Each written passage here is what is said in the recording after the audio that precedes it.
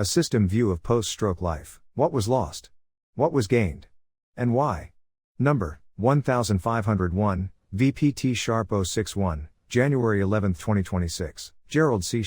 EclaireMD Foundation. Category: Neuropsychology and Neuro-biophysics. Preface: my experience over the past 6 months in neuroscience research has been very similar to investigating the collapse of a long, high bridge that spanned a wide river, and suddenly failed during a string storm, stroke, after 4 decades of service, metabolic disorders. Such an investigation would not focus only on the moment of collapse. It would examine the bridge's original materials, its design and construction phases and compliance with building codes, its long history of daily traffic loading record, accumulated fatigue, past earthquake damages, and finally the hurricane that triggered the catastrophic failure. The analysis would trace the full trajectory of strength degradation, the appearance of minor cracks, clear and noticeable, progressive damage stages, and the final collapse event. My approach to my recent neuroscience incident on June 21, 2025 has followed this same logic. I was trained in mathematics, physics, and various engineering applications. I have worked as an AI algorithm and software developer, and as a practicing engineer across multiple disciplines, including structural, mechanical,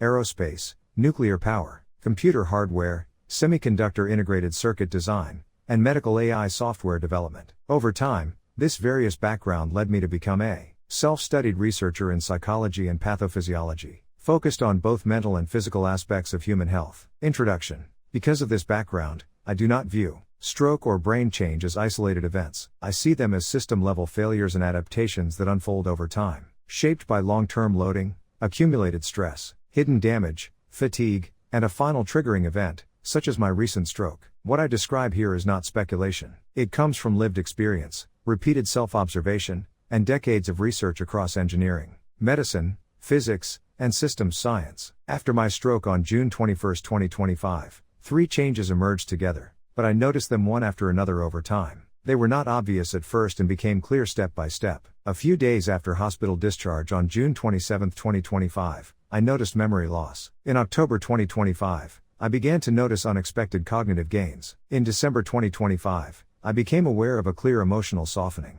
These 3 neurophysical and neuropsychological changes reshaped how my mind now works in daily life. Memory loss. What was weakened? The first change was memory loss. What I lost were not the deep foundations of who I am, but specific episodes and short-term details. Parts of my childhood became harder to access. I still know where I grew up, what kind of student I was, and the values that shaped me. But many small scenes no longer return on demand. Names, dates, and recent events sometimes slip away quickly. I could not retain neighborhood street names. In restaurants, I stared at food but could not recall its name. I looked at names in social media groups and could not identify who the person was, or where we had met. The memories were not erased, but the access paths felt thinner and less reliable. Sometimes it took sustained effort, and minutes or even hours, to recall them. I soon learned that the first 90 days after a stroke are often described as the golden recovery window. However, information about memory rehabilitation was extremely limited, especially compared with speech and mobility therapy. Because of this gap, I designed a systematic and quantitative method to self-check my memory loss and recovery tasks. On July 1, 2025, I estimated about a 40% loss, or 60% retained ability. Through daily 30-minute cognitive exercises and careful recording, I gradually recovered. By October 1, 2025, I reached approximately 2% loss, or 98% retention. I documented this entire process in a handwritten diary. In the prior 15.5 years, my self-study and research were focused on metabolic disorders, detailed lifestyle adjustments, and major mortality diseases, such as cardiovascular disease and kidney failure. During these first 90 days after stroke, I devoted nearly all my remaining time to studying brain science and neuroscience. I read more than 7,000 pages from 5 Kindle ebooks, and over a dozen published medical papers. Before my stroke, I had almost no academic knowledge, or deep understanding of neuroscience. This phase became both recovery and education. Cognitive gain. What was unexpectedly strengthened? After this highly focused memory recovery period, I encountered an unexpected discovery. My ability to think at a high, integrative level increased in a way that surprised even me. In early October 2025, while walking in a nearby park, I began recalling advanced concepts from 5 to 6 decades ago, such as topology studied in Taiwan in 1967 and stochastic theory learned at UC Berkeley in 1979. More importantly, my ability to connect ideas learned long ago expanded dramatically and began to influence my medical research work. I now see connections faster and across much wider distances. I have always been a graphics and numbers driven thinker, rather than a language centered one. After the stroke, ideas from medicine, physics, human history, human behavior, social systems, animal hierarchy, and even music, began linking together naturally, without effort or deliberate training. Compared with my pre-stroke state, this integrative ability feels roughly 2 to 3 times stronger in both speed and quantity. It emerged spontaneously rather than through conscious retraining. Emotional softening. What became more exposed? The third change was emotional. My emotional shield weakened. I now feel the emotions of others more quickly, more strongly, and more deeply. By December 2025, I noticed that stories involving human suffering, injustice, prisoners of war, orphans, or quiet human struggle, could bring tears almost immediately. This reaction was very different from my pre-stroke state. Before my stroke in June 2025, I was emotionally guarded, strongly self-controlled, and rarely expressed my feelings. I could analyze pain, explain it, and even write about it, while remaining emotionally buffered. That buffer is now thinner. This emotional softening became noticeable around December 2025. Early intelligence and lifelong mental control. These 3 changes may appear unrelated, but they are connected both in my life experience and in documented neuroscience literature. When I entered the MIT PhD program, I underwent a psychological and intelligence evaluation. At that time, I had no background in psychology. I still remember the psychologist telling me my IQ was measured around 160, an high IQ genius level common among MIT students, but that my pattern recognition ability was exceptionally rare. From 1972 to 1974, I took 3 courses from Professor Patrick H. Winston, focusing on artificial intelligence, machine learning, and pattern recognition. These theoretical foundations were layered on top of my 2 undergraduate training in applied mathematics from Taiwan and computer science from Iowa. For most of my life, my brain was trained to control, filter, and stabilize. As an engineer and scientist, I learned to suppress noise, focus on precision,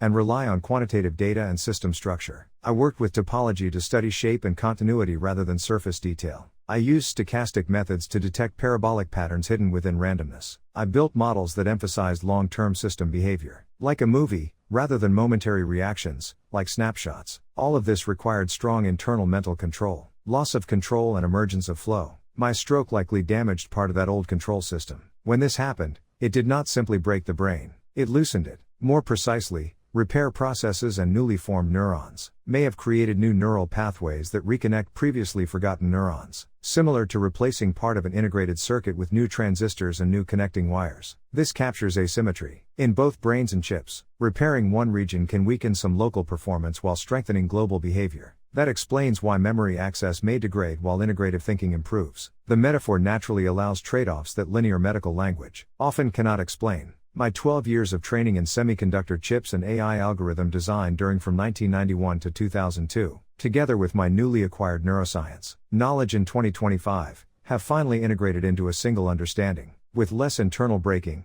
ideas now move more freely. Concepts assemble themselves without conscious effort. This explains why my research scope expanded naturally after the stroke. I now move comfortably across medicine, history, humanity, social science, political behavior, music, economics, business management and marketing, zoology, and human moral systems. These are no longer separate subjects. They are different expressions of the same underlying patterns and systems. I see the same dynamics in blood vessels and in empires. I see the same flow principles in animal migration and human migration. I see the same accumulation of stress in political revolutions that I once modeled in my self-studied biomedical systems. This shift did not come from learning new facts. It came from the brain favoring meaning over storage, from detail storage to pattern clarity. Before the stroke, my mind carried enormous amounts of detailed data and learned information. That gave accuracy, but it also created internal clutter, like noise and barrier. After losing some details and removing internal barriers, larger structures and patterns became clearer. With less internal noise, deeper patterns stand out more easily. Thinking now feels faster and clearer, not because it is careless, but because it no longer requires sorting through unnecessary fragments. This explains why I can often see patterns and draw conclusions, simply by examining a prepared dataset, even before running software calculations to obtain decimal level precision. The brain spends less energy on bookkeeping and more on understanding. This reflects both natural pattern recognition and long-term experience with artificial intelligence modeling. Emotional resonance as a parallel change. The emotional change follows the same logic. With fewer filters, emotional signals pass through more directly. I feel first, then analyze later. This emotional sensitivity and softening are not weakness. It is exposure. It allows more authentic contact with human reality, even though it brings vulnerability. Vulnerability here is not a failure, it can be a strength. Human connection depends on emotional openness. Emotional release signals authenticity and invites response. I now understand suffering not only as a concept, but as a shared signal. Creativity, AI, and the role of assistance. In my medical research, idea selection and subject framing are the most creative steps, and no AI tool can perform them. This initial step already contains the structure of the entire study, and depends on pattern recognition. The next step is dataset structuring, defining one output strain such as disease or symptom and multiple inputs of influential stresses. Once the data table is prepared, pattern recognition activates again. By visual inspection, I can often anticipate correlations, averages, time-based strain changes, individual stress magnitudes, stress-strain curve shapes, their relative energy areas, and pivot point, or critical moment of the trajectory curve. These insights provide direction and intuition. Precise numerical confirmation still requires computation tools, which ensure scientific accuracy. On the writing side, commercial AI tools now provide value in grammar correction, clarity, and style polishing, especially since English is my second language. This not only shortens my editing time, but also allows me to focus on meaning rather than mechanics. Reconfiguration, not decline. This post-stroke state should not be called emotional decline. It is better described as emotional reconfiguration. Some abilities weakened, some restraints were released, others became stronger. My brain did not simply age or fail, it changed operating mode and, in many ways, matured. In simple terms, my mind shifted from storing facts to understanding, meaning, from precision to integration, from control to flow, and from protection to resonance. This kind of emotional change, which is not necessarily depression, can occur after stroke, especially in older individuals whose brains were trained for decades in rigid, highly controlled thinking. It is uncommon, but it is explainable. The brain made a trade. It gave up fine detail to gain wider understanding and comprehension. It sacrificed memory fragments to gain coherence. Applying framework of viscoplastopology, VPT, to post-stroke neuropsychological change. This post-stroke experience can be formally studied using the viscoplastopological, VPT, quantitative method, rather than treat it only as subjective narrative. The method is particularly suitable because it integrates time dependence, irreversible change, and system-level pattern evolution, which are exactly the features observed here. From a viscoplastic perspective, the brain is not a purely elastic system that returns to its original state after injury. Stroke introduces time-dependent irreversible deformation. Certain neural pathways are damaged or weakened, while others are released or rewired. This accumulated effect of decades of prior mental and intellectual training represents pre-existing internal stress. The stroke acts as a localized failure event that redistributes strain stress energy across the entire brain functions and system. In this framework, memory loss represents localized plastic deformation. Access pathways to stored information experience permanent thinning. These changes are time-dependent and non-reversible in the strict sense. Although partial functional recovery can occur through alternative pathways, the 90-day recovery window corresponds to a high strain rate adaptation period, where the system is most responsive to intervention. Cognitive gain, on the other hand, reflects strain redistribution rather than repair. When control structures weaken, constraint energy is released. This allows long-range connections to dominate over fine-grained storage. In viscoplastic terms, energy previously consumed by internal stabilization is reallocated to global pattern formation. This explains why integrative thinking strengthens, even as some detailed memory weakens. From a topological viewpoint, the brain state before and after stroke occupies different regions with different geometric shapes and data points, connectivities of the same manifold. The system does not jump randomly, it follows a continuous but redirected path. Before stroke, the topology favored dense local nodes with strong filtering.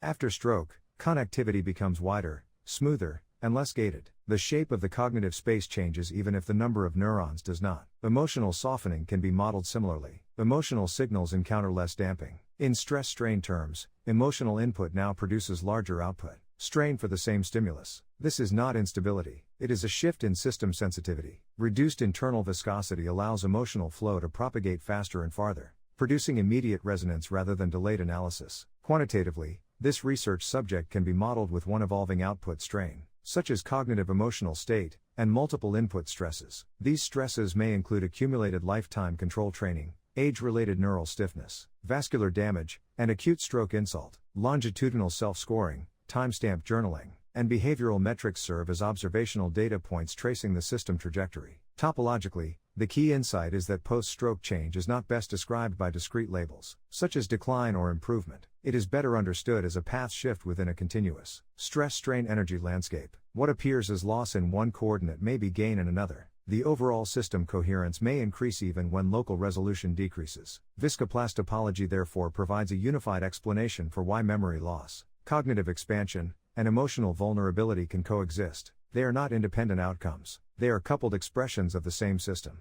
undergoing irreversible reconfiguration under stress. I have produced more than 200 research papers on stroke and neuroscience over the past 6 months. Some of them provide quantitative evidence, supporting the descriptive narratives in this article. Therefore, this paper is not based on imagination alone. It is supported by numerical, quantitative, and longitudinal data. Closing reflection. The sacrifice of local resolution, temporary or permanent memory loss, for global coherence, integrative thinking and cognitive enhancement, is a remarkable trade-off that many stroke survivors experience but few can quantify with technical precision. The brain did not break, it adapted, it was retuned for a different purpose. That purpose now feels less about cataloging the past, and more about understanding life as a connected whole. Disclaimer: I write this paper not for fame, but to share what I have learned so others can understand their health, prevent disease, and live longer, healthier lives. This content is provided for educational reference only, and does not constitute medical advice. No doctor-patient relationship is created. You may share this summary freely,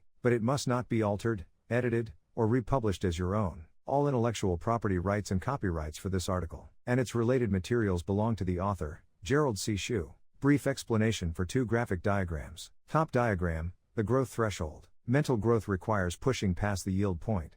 Permanent change, without reaching the fracture point, burnout. Bottom diagram: the state continuum. The mind is a continuous loop, where mental states are interconnected transitions rather than isolated categories. The synthesis, permanent change, top, happens when enough pressure is applied to shift the brain's trajectory into a new, stable loop, bottom.